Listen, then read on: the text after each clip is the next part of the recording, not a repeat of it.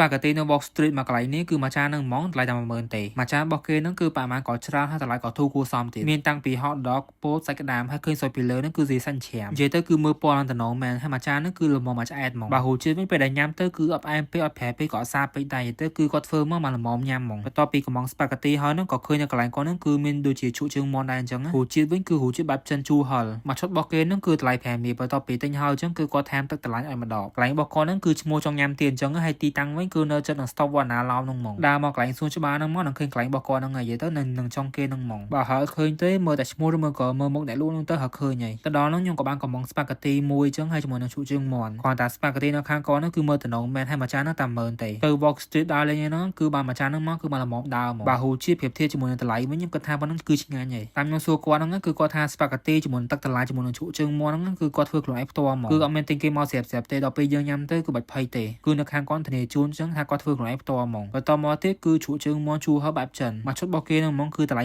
20000គឺមានទាំងបន្លែដែរមួយទៀតឈូកជើងមាន់នៅខាងគាត់ហ្នឹងគឺអត់មានឆ្អឹងទេបើហូរជាតិវិញពេលដែលញ៉ាំទៅគឺដូចឈ្មោះអញ្ចឹងគឺជូរហឹល